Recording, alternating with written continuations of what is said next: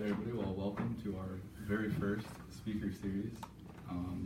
So if it's bad, that's why. We'll come back next week, it'll be better. So this is basically, we're just bringing in industry experts in many different industries to kind of give you their background, how they got there, and like what they did when they were like our age in college. So I'm going to turn it over to Derek here.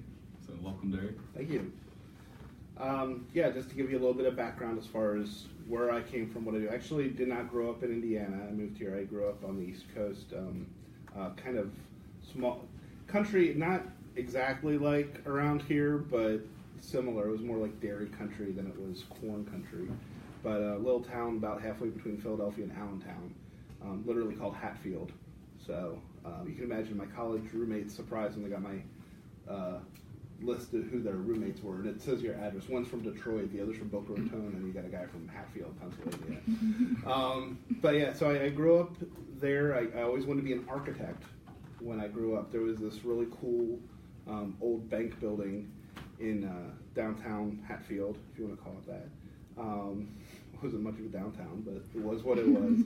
But it was a really cool looking building, and I always thought that was really neat, the idea of building something and designing something that people were going to live in and use. I always thought that was really cool.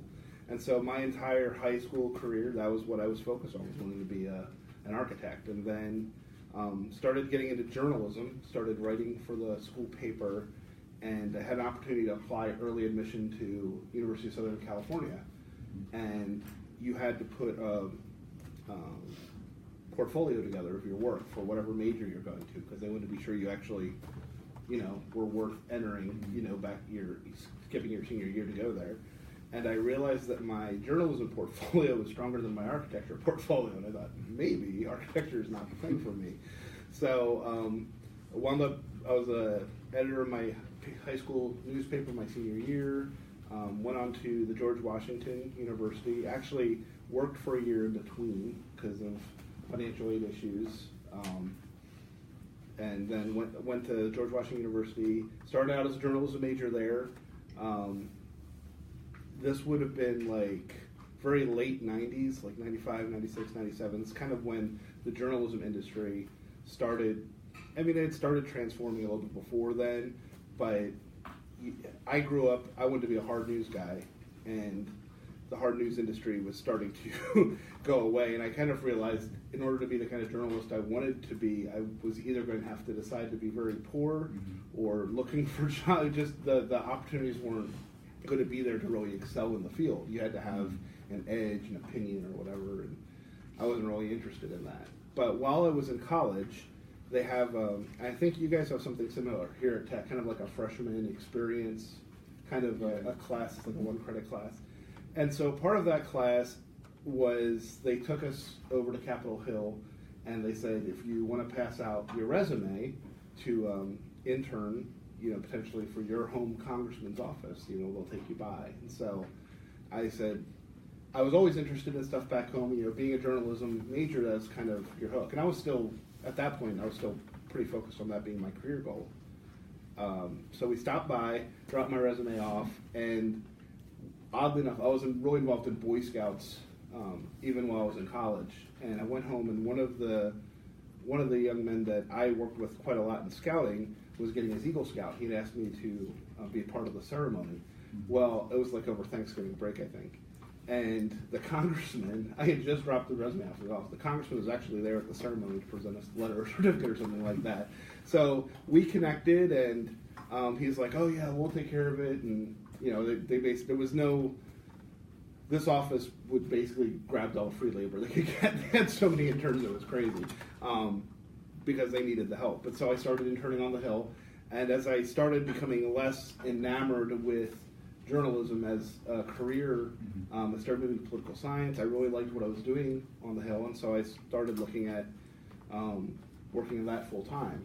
And that internship became a paid part-time position, working for the office. And I actually got hired to work in the office full-time 2 months before he was defeated for election, which was sobering because my parents were like, great, you're making money full-time, what help they were sending was not there anymore, so I needed another job, basically. And so I started working for another congressman. This was from Southern California, and he's actually still on the Hill today. And I started working. My goal was to work in policy, but I had done a lot of tech stuff. I was doing websites back then. We didn't have software. You just wrote HTML code in Notepad and you uploaded it to the server. That's how we did websites. It wasn't anything terribly exciting, but it was complicated if you knew how to do it. It was a specialized skill, I guess. So Congressman Calvert was unique. He was the only office on the Hill that had a dedicated systems administrator position, a dedicated tech position. So that's what they hired me for. It wasn't what I wanted to be doing, but it was a job, and I was going to need one in a couple of months, so I was like, let's do this. And I just asked my then fiance, or my then girlfriend's parents' permission to propose to her. So I really needed a job because I needed to buy a ring, and pressure was on. So I started working for him. I worked for him for about 2 years, and you went through the progression. I was doing the systems administrator stuff. A policy position did open up. I'd proven myself, in the one position, and so got promoted into and I was doing the work that I really wanted to do. And then wife and I got married.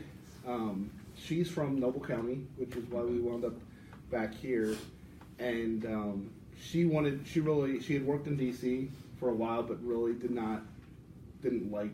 She was a nurse, and it was just a very difficult working environment. So she decided to come back to Indiana. So I had put the pressure on her to move to DC, and so she kind of reversed it on me. It's like, well, if you want to be living together when we're married, you need to find a job in Indiana. So interestingly enough, one of the jobs I had working for Congressman Calvert was working on a particular policy area dealing with generic drugs. And so, just by coincidence, one of the people I worked with who represented some of the companies that deal with generic drug manufacturing, he had been Dan Coates' chief of staff when he was a congressman. Then at that point he was a senator. And he was like, can we make a few calls for you? So yeah, that would be great. And so he really, if I didn't have that relationship, the chance of me being able to continue my congressional career when I moved to Indiana was pretty much not going to happen. I don't think, I was told point blank afterwards that gentleman's recommendation was really the clincher. We were going to hire you once he said you need to bring this person to your organization. So that made me feel good and a little scared that I don't know what I would have done, because I interviewed everywhere. I even tried getting back into journalism. Some of you may remember Sandy Thorne Clark. She used to do restaurant reviews for the Journal Gazette, and she was the features editor, and they were hiring an assistant features editor at the time, and I was just literally wailing on her, like, just to give me an interview. Like, I wrote her so many times, and I just wore her down, and finally she was like, yeah, fine, we'll give you an interview. I didn't realize, I think the position was basically to replace her eventually. I didn't know she was planning on retiring. It was like assistant, but it was like, but we're going to promote you to a features editor. So, I after all that, I came back to Indiana, and they had this whole thing set up where it was like all these tests they were going to be run me through. It was much more involved than I originally thought it was going to be. And so I got the first test done. She's like, okay, we're going to take this. We'll start you working on this one. And the first one was copy editing, which is was probably one of the hardest things for me. And I knew it was going to be a big part of this job if I got it, but. Anyway, the next one was headline writing. I was really getting into that. I'm like, oh, this is great. I'm getting into this groove. She comes in to collect my second test, and she's like, well, let's talk. And I'm like, this can't be good. She's like, we could keep doing this. And they had like 2 or more tests, and then a couple interviews, and a tour, and other stuff.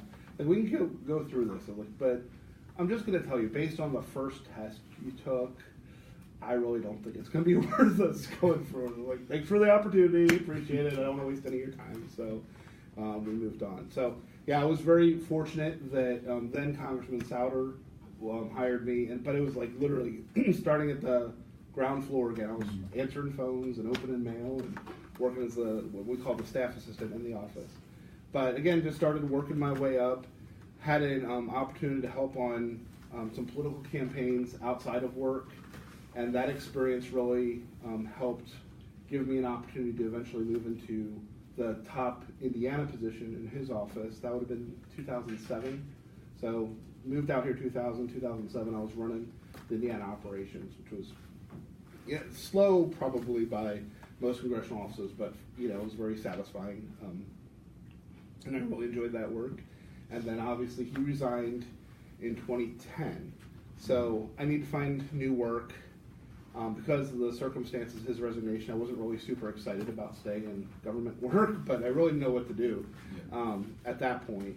And a friend of mine who I'd been working with, because again, there's a common theme with the technology stuff, because I worked so much in the tech area, I was really involved in our online marketing stuff more than anybody else, because late 2000s, early 2010, that wasn't as well developed as an area, and our press area wasn't really as involved with that. So I was doing stuff like Facebook and Twitter and our website and helping people out with that.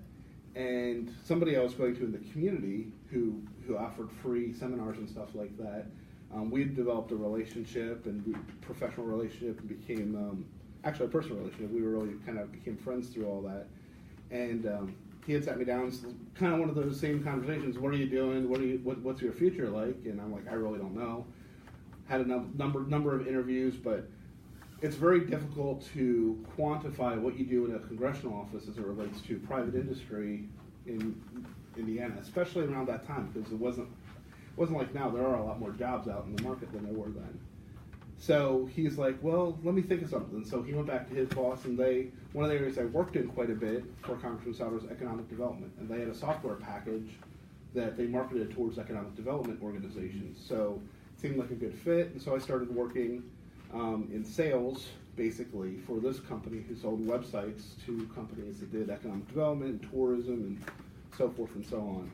And then I went from that to running sales for them for a brief period of time. Transitioned into more of a product management position. They have a product that they sell that's really their main. It's become really their main product. That while I worked there, they started out as a design company, and they transitioned into a software company. And that probably doesn't sound like it'd be that hard. But the way you think about what you do and how you do, and it's not an easy transition to make, because you have to convert how you think about what you're doing and what you're investing in. It's just a whole different thought process. So my job was to kind of be the cheerleader for our product as we went through that transition.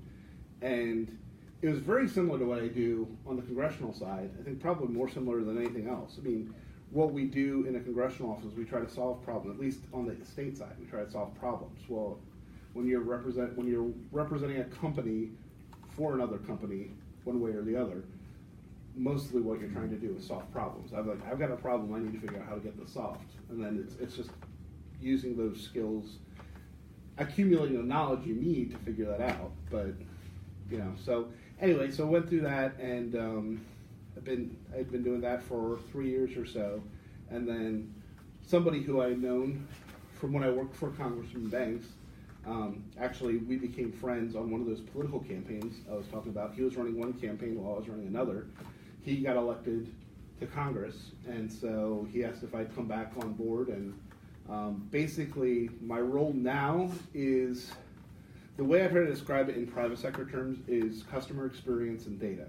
So, I mean, that's really, the title is Director of Consistuent Services, but really what it comes down to is when people have problems with a federal government agency, or they need information from an agency or something along those lines, and they're coming to our office, myself and my staff, it's our job to try to figure out a pathway for them to get some sort of a resolution, if it can happen.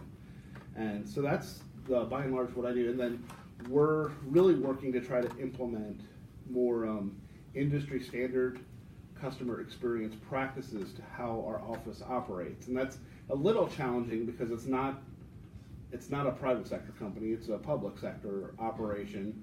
And there are things that are natural limits on your ability to make that transition. But there are still some key concepts that we're trying to implement, and working to be an advocate to other congressional offices around the country. Like, this is how you can do this. This is what these are the ways that you can get it done. So that's kind of exciting because you get to work with colleagues from around the country to try to help them see how they can do that. So that's it in a nutshell. Hopefully it didn't take too long. No, that was great. So like something I noticed and like I hear a lot is connections are huge, as you said. So like how do you come about these connections? Like I don't know, sometimes it's luck, but sometimes you have to throw yourself out there too. It is luck. I mean, but it's like, so the two very specific examples, I gave in kind of telling my story, the one, he felt comfortable recommending me to Congressman Souter's office because we had such a strong working relationship. And it was lucky in that I had no idea his backstory. And realistically, if I was older and wiser, if I had had a chance to hear from me when I was that age, I probably would have been more intentional about trying to learn more about their background and develop that relationship further. But really, a lot of it comes back to what I learned working for the local software company, which is a marketing company, because marketing is all about relationship development and learning and understanding and trying to help where you can. And that's really, with these relationships, it's listening is the key part. If you're not, and when I'm saying listening, it's not listening with the ability to walk away from a conversation and remember what was said, but listening with an ear for how to guide your conversation with the person, to develop information and figure out what kind of needs they have that you might be able to help with, or that someone that can help with. Because really what probably 90 times out of 100, when you're talking to somebody and they have a problem, you're not the person that's going to be the one that can help them solve the problem. And sometimes people have problems and they don't want you to solve them for you. And that's a skill too. I learned that in my personal relationship. A lot of times your wife just wants to talk to you about stuff that's bothering you. Doesn't want you to solve it for her. Learn that the hard way. But however you go about it, if you're not, the biggest skill that is missing in people, by and far, and I've seen this professionally as well as personally, is that people don't listen to what is being communicated to them with an ear for how they can help, how they can do something to move their cause further down the field. And in all cases, in the case with the gentleman in Washington, D.C., it came down to just doing my job. And it's remarkable how many people just try to figure out how they can get by without doing their job. If you put your nose to the grindstone and you show effort and you move toward objectives, and also understand what is important. Never be afraid to ask. Never be afraid to ask what is the most important. Because if you can't figure out based on the information you have what the priority is, it's more important to understand what the priorities are for the person you're working for than anything else you're going to do. Because you could spend a lot of time invested in a project that means relatively little to them. Yeah. And as a result, all that effort that you're putting forward isn't necessarily going to be rewarded as much because in the grand scheme of things, it didn't matter to them.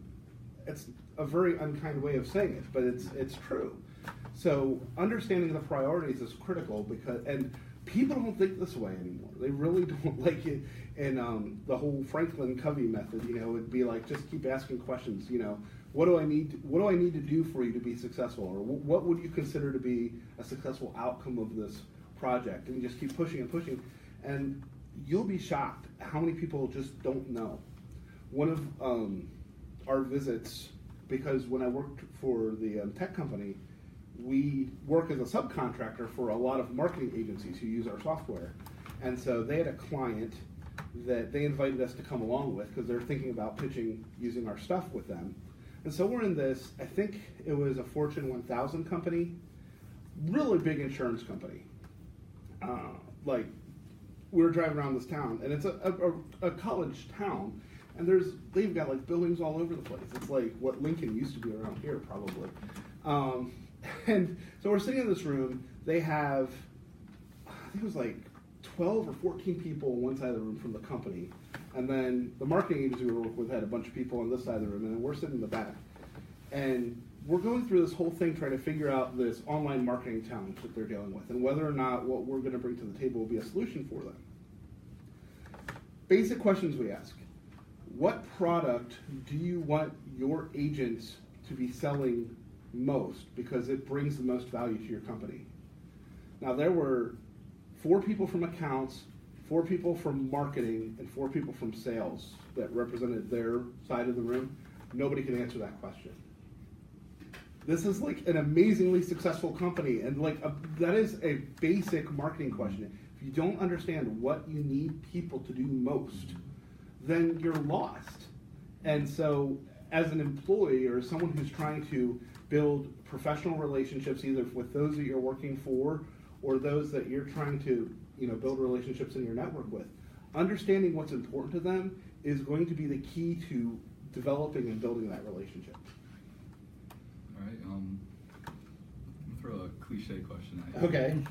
So if you could give advice to your college self about doing something different, or some advice that you could give to yourself back when you were in college, what would it be? That is a good question.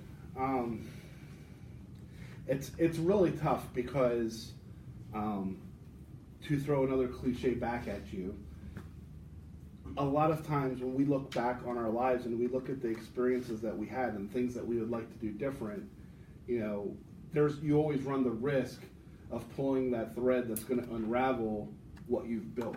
Mm-hmm. So part of me is like, man, I almost am afraid to say what I would do because I'm really happy with, despite professional setbacks and stuff like that, I'm very happy with how my life has progressed. That being said, that is a good question. I think I kind of alluded to it in my last answer a little bit, would be to be more cognizant about developing those relationships with others. I worked on Capitol Hill I started out as an intern in '96. I left in 2000. In that time, I was an intern, a part-time employee, a legislative correspondent, a systems manager, and a legislative assistant. Went through a lot of changes for 2 different offices in that short period of time. And that's not abnormal. It's actually pretty common. A lot of the people that I worked with, I still have some kind of that's part of the reason why I got involved in social media, was trying to maintain those relationships over distance. It's really hard to do when you're not around people, at least for me. I'm much more, I have to be around the people to build relationships. And social media has kind of helped close that gap a little bit. But I would say, had I known that the person I was working with in the generic drug industry, had I known he had any Indiana background, I knew a goal of mine was to get back to Indiana at some point. We kind of moved it faster than I had intended, but ultimately that was always the goal, was to move out here. Actually, I wanted to be a political science professor. I figured we'd move to Crawfordsville because it was right between 3 big colleges, and it was in Montgomery County, and I lived in every Montgomery County. Wherever I lived in Montgomery County. Stupid rule. But anyway, that's why I think, well, this is something, right? This is a thing. But yeah, I didn't even think to ask the questions. I didn't think to try to learn more about the background. And again, this is before LinkedIn, so you couldn't just go on and look. But you're not going to, even that's not really going to tell you the whole story. So I would have tried to be a little bit more intentional about learning more about the people I was working with and trying to develop relationships with. So I could try to find areas of common reference and just to see, part of it's that prioritization we're talking about, not so much for others, but for yourself. One of the guy who was the best man at my wedding, we were roommates in college and everything like that, and I was always because he just kind of encountered me, we became friends out of nowhere. I was like, how did this happen? He was like, well, I decided I wanted to be friends with you. I was like, well, why was that? I was like, because you seem like a good person. I just decided we needed to be friends. It's like, how do you do that? He's also owns his own company and is wildly successful person right now. So, his brain was wired that way. He knew how to identify people that he wanted to build. Now, we were going to be best friends and roommates and all that stuff, but he knew that there was something about whatever it was that I had going on that he wanted to be friends with, and that was worked out great because he's a really cool guy, and I learned a lot from him over the years. But yeah, just trying to figure that stuff out for yourself. What are your priorities? Who are the people you want to meet? What are the characteristics or experiences that you want to bring into your personal network that maybe you don't have? And then try to figure out how to find those people out. It sounds like it's a marketing problem, and it kind of is a little bit, but a lot of times people don't spend that time working on their own goals because they're so busy with trying to meet their professional objectives and everything like that. They don't realize that a big part of that is developing yourself. If that makes sense. Yeah, no, that's great advice. I guess, do you guys have any questions now? Please. I got 2 questions. All right. But this is based on the conversation we had. My first question is, how valuable are you to companies that you serve as a liaison for, as it relates to how you create relationships and how effectively and efficiently you work to fix the problems with companies? So I work a lot more with individuals now than I work with companies. Sometimes companies are involved, but I mean, it just depends on the problem. But the challenge that we have, like if I went back to my old job, my life was fixing problems on behalf of the company, because if we didn't fix the problems they were having, we ran the risk of losing their business, and they represented somewhere in the neighborhood of 2/3 of the revenue coming into the company. So it helped that I had that kind of clout behind me, because I said I had to judge. I had to make good judgments because I had to be responsible to my employers as well, because I didn't want to bankrupt them in the process of trying to solve these problems, because then, everybody's out of a paycheck. So you had to prioritize, and you had to figure out which problems need to be solved best. And that wasn't always my call. That was obviously my boss's call to decide, this is what Derek thinks is important. That's great. Here's what's really important. But if you go back to the folks that I worked with, and their clients were, in one case, the one solution we fielded was for a nationwide HVAC company that wound up getting purchased for a ridiculous sum by some company in Canada. And a big part of it was because of the solution we fielded, because we were able to increase their revenue to such a degree they thought it was valuable. So that's kind of what I use as my judgment from that standpoint, was the fact that we were able to help these companies be more successful. And really, when you're in marketing, that should be your only guideline. If you're not helping them achieve that whatever their objectives are, then you're not listening and you're not really doing your job.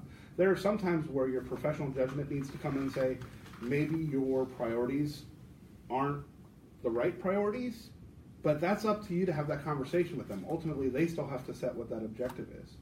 In my current role, I am incredibly limited in the fact that there are laws that govern this country.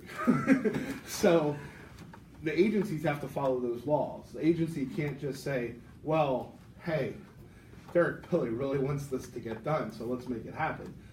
That's against the law. It can't work that way.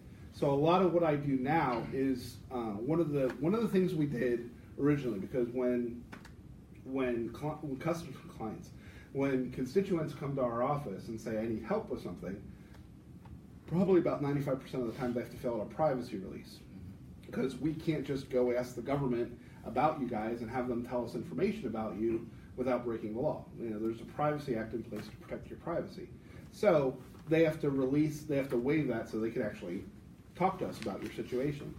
And so what we did is, to add to that, we started asking the constituents specifically, what is it you're trying to achieve? Not just what the problem is you're having, but what would you consider a successful resolution of this? And the reason we started asking that question is because that's a different way of thinking of the problem.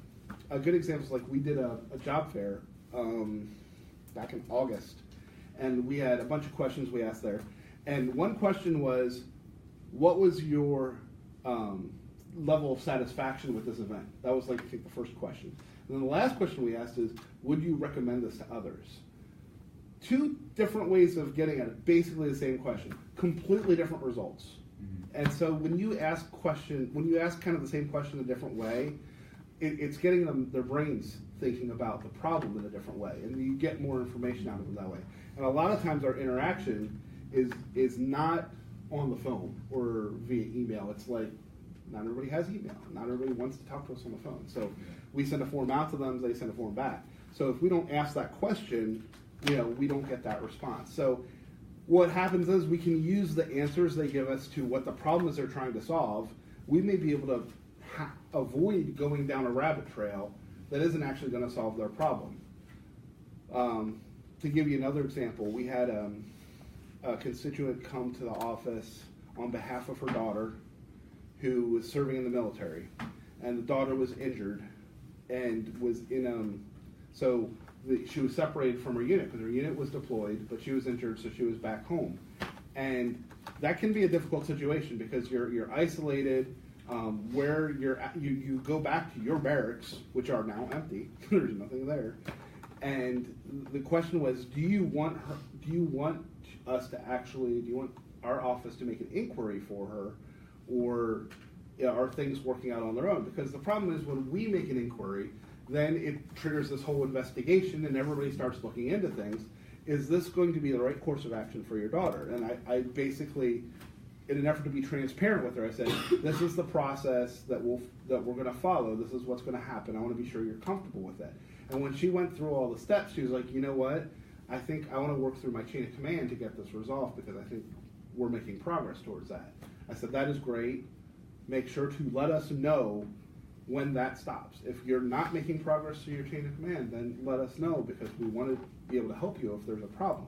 But if you're able to get through, having our office involved isn't always the right solution. It isn't always the right way to go. So what we try to do is figure out what's going to be the best way to proceed for the constituent to get what they're trying to achieve, which may or may not be our direct involvement in solving the problem.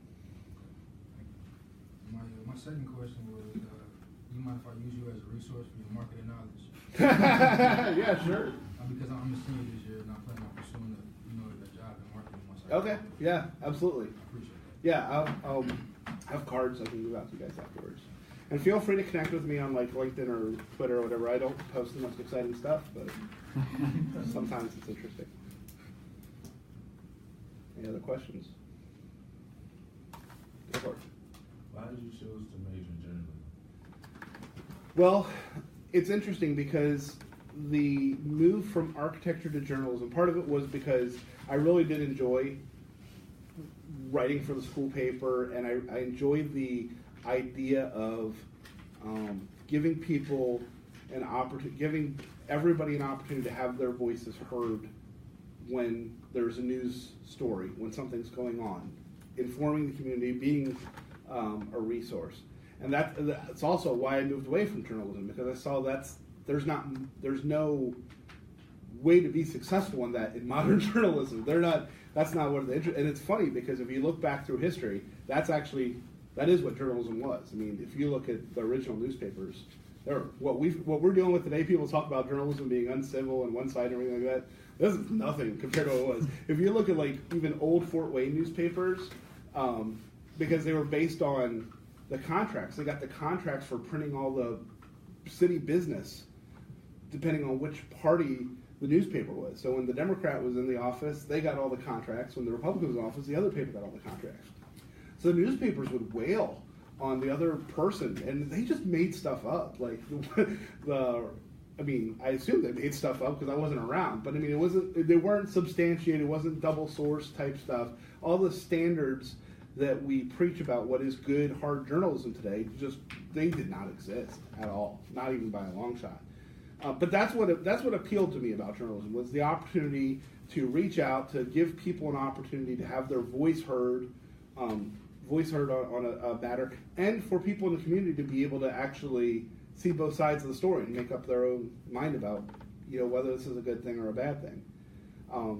It's funny because the technical side is really what got me into journalism, because in architecture, a lot of what you're doing is studying space and form and purpose.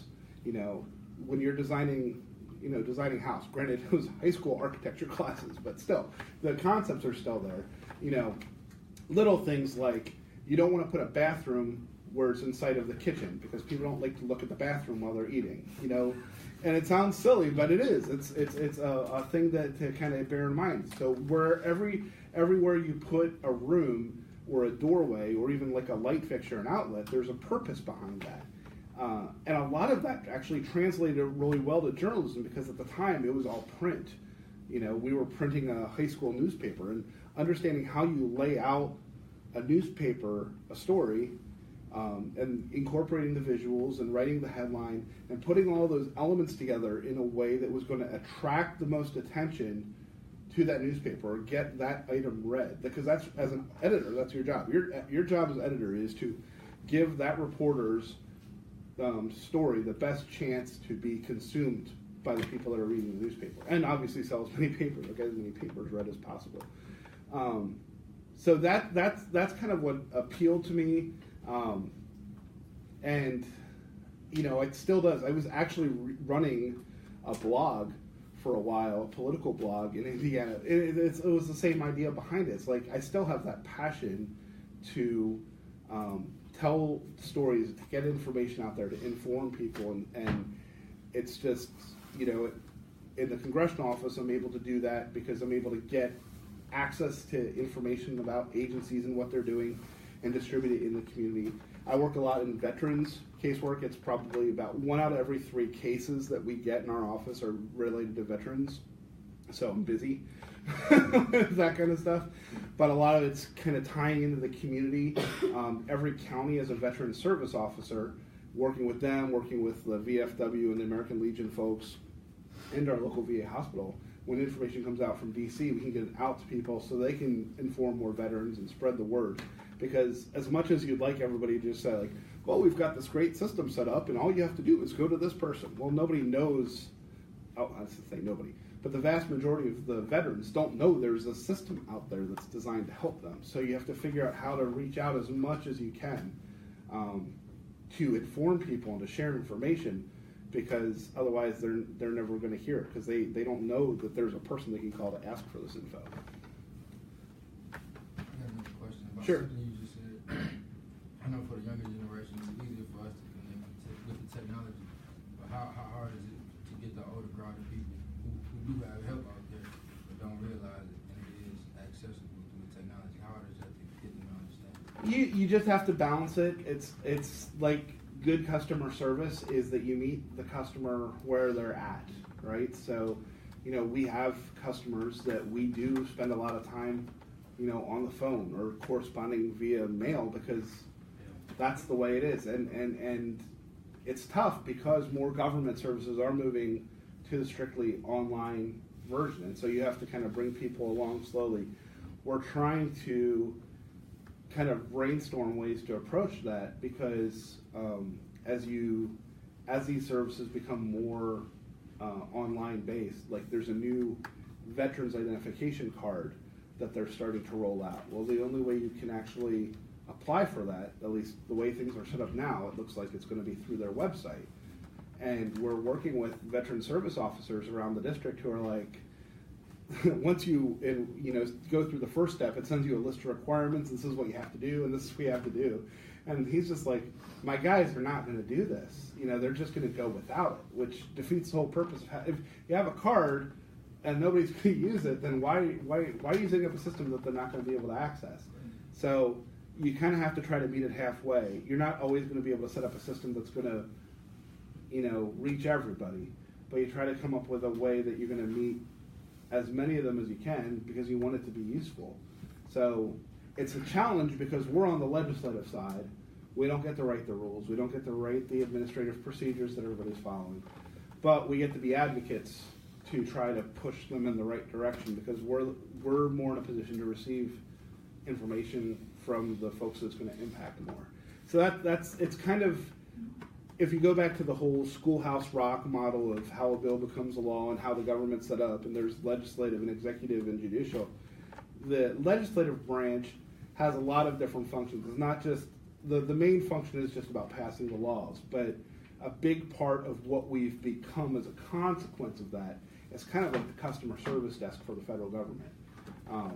So you know, a lot of stuff like that, it really helps us because, you know, from Congressman Banks' standpoint, the more information he gets from how things are affecting constituents, it helps him be a better congressman because he's more informed when he's making decisions on passing laws.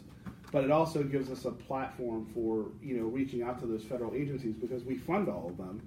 And say, like, you know, we're giving you all this money to do this, but you're doing this in a bad way or a wrong way or a way that's not going to be very effective in terms of what you're trying to do. And here's feedback we're getting, and can you do something about this? And because you know, he's one of the votes that decides how much money they get, then that they tend to be more responsive. They shouldn't necessarily be more responsive to him, but sometimes they are. Do we have any other questions from you guys? Well, Trent prompted me behind the camera there with a couple other questions. All right. Do you have any, like, are there any funny pranks or anything that happened at Capitol Hill? Any funny stories? You know, it's interesting because when you're on the Hill, it is a very different. It's a different professional environment than your typical professional environment. Mm-hmm. I used to describe it a lot like school. It's like you don't realize this. Has anyone here been like to the Capitol before, to Congress in D.C.? Okay, so it's a little different. When you're out there, they actually still have a bell system that lets people know when it's time to vote. So it's just like high school. When you know to change class, the bells ring. They still use bells so they know when they have to go down to the House floor to vote.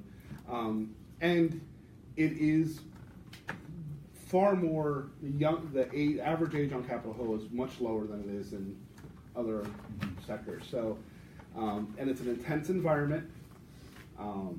You'll work probably. It's not unusual 10-hour days. It's actually not. When things are really busy, it's not unusual to be in there for 12 hours, 14 hours, depending on how long votes go. When the National Defense Authorization Bill is up each year, Congressman Banks is on the Armed Services Committee.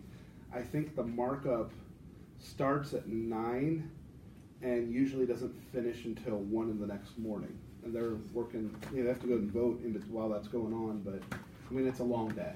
It's a long day. So, you know, because of that, when you get gaps where they're, and guess what they call it when they're not working? Do you know what they call it? Recess.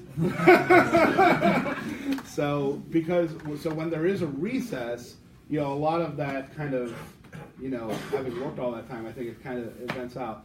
I don't know if I've got any really great. Oh, well, actually, I should say this didn't happen during recess, but it was kind of funny. There's a newspaper. They have a couple newspapers on the Hill, and again, this speaks to kind of the high schoolishness of Capitol Hill too, unfortunately. But they have a thing where like the 50, you know, sexiest staffers or something like that they would run. I don't think that's what they called it, but that was basically what it was. And so like the people's most beautiful people issue or something like that. And one of the guys that got featured, he's actually like this really well-off, like very high-level something or other in the private sector kind of consultant guy now. But he got picked, and one of my colleagues in Congressman Calvert's office, she had the unfortunate, she made some kind of complimentary remark about it. Like she thought he was cute or something like that. I don't know what. Well, then our legislative director and our press secretary, they thought that it was, so he was the one who got picked as the Capitol's most beautiful person or whatever. And there's this big glowing profile, and you know, it's like any one of these kind of puff pieces. There's a lot of these non sequiturs that are completely meaningless and sound kind of dumb or whatever all throughout the piece. So they went ahead and they took and blew up his picture. So it was like, you know, 8.5 by 11 size, big picture, and they put different quotes from the article on it or whatever. And they just terrorized her for like months. I'm not kidding you, months. Wherever she went, whatever she did, like that picture would follow her. Like we have these folios here. So, you know, everybody has something like that they would use to take notes on. She'd open it up, there'd be a picture here. I don't know what she was thinking. She asked one of them to pick up her dry cleaning for her while she was on vacation, and every single pocket of every single article of clothing that they picked up for her was filled with, I mean, it was it was not nice, but I mean, it was funny for me because I wasn't the one that was regularly. After about 3 months, I started feeling bad for her because it was excessive. But you know, it's like little stuff like that. It is incredibly fun environment. I feel incredibly fortunate to have had the experience to work out there because not everybody does, and it is one of the more like dynamic areas to work where when you're doing a good job, you get like immediate recognition. You can get moved very quickly. There's a lot of upward mobility there, and for someone like me, I love that. Especially at that age, it was great. It was very, very satisfying. So if you're someone who's driven by that kind of stuff, and kind of go back to your question earlier about why I was interested in journalism, you get to learn a lot in journalism because I mean you don't learn it like you're an expert, but you get to learn about things. It's probably the right way of putting it. Because you have to ask questions and you have to develop information. You may be writing about a highway project one week and something going on at a hospital the next week, and you have to learn about that in order to write a good story. Well, when you're working on the Hill on policy stuff, you're learning about, you may be doing taxes one day, campaign finance reform the next day, healthcare. My portfolio was everything related to domestic, economic, and social policy except for education and environment. I had everything else. Mm-hmm. And so healthcare reform was something I dealt with, campaign finance reforms, taxes. I had 2 bills, Social Security entitlements, all that kind of stuff. I actually got 2 bills through before I left, which was kind of cool that were passed into law. One was kind of a naming, we call naming bills, so it's like they named the courthouse after somebody. But I was the one who worked on it, so it was one of my bills. It was very exciting. And then we had one, and this kind of speaks to more of the schoolhouse rock idea of how legislation works, where we had a lady she was a retiree, getting her Social Security check. And this is going to sound bonkers to y'all right now, but no lie, this is how they did it. They would send her check in a windowed envelope, and inside the windowed area would be her Social Security number was printed. So if somebody went to her mailbox and took her mail, they would have her name, address, and Social Security number without even having to open the thing. It was just there. Yeah. So she was like, "This doesn't seem right." And we were like, "Yeah, you're right. It doesn't seem right." So Congressman Calvert first approached it as casework, which is what I do now. Which he wrote to the IRS, and they're just like, "Well, this is a Treasury thing because they're the ones who print the thing." So we went to the Treasury Department. Treasury Department's like, "Well, yeah, it'd just be really expensive for us to change it, so we're not going to do that." I'm like, okay. So he's like, let's change the law so that you can't do that anymore. So he wrote a bill, and it was interesting because I learned a little bit. I thought I knew a lot about how Congress worked, but I learned there are different calendars that bills can be considered under, and they have a special calendar for non-controversial things that fix a problem with the government. Like, so if there's something the government's doing that's stupid, and you have a bill to fix it, and pretty much everybody agrees that it should be fixed, then they can fast track it through. And so that's what happened. It has to pass by more people than normal, but like, who's going to vote against? I don't think anybody voted against this. If they did, God bless them. But that's just crazy. But it was funny because as soon as it got put on that calendar, then the Treasury Department was, "Hey guys, we just decided we're going to change how we do the check printing now." And we're like, "That's great. We're still going to put this through." It's like, "You don't need to pass that bill anymore." I'm like, "I think we're going to pass the bill." So, yeah, those two, they passed like right after I moved back to Indiana. But I had gotten to do a lot of the legwork on helping Congressman Calvert see this through. So that was kind of fun and exciting. But that, to me, I love that story because it's a real testament to, like, people are like, well, all this stuff is, all disconnected from their constituents. And that is a great example of how a constituent having a problem, you try to help them solve it. The government doesn't want to work with them to help solve it, so we solve it for the agency and tell them they can't do it that way anymore. So. All right, well, I think we're going to go ahead and wrap up here. So thank you, everybody, for coming in. Derek, thank you. Thank you for having me. Appreciate it.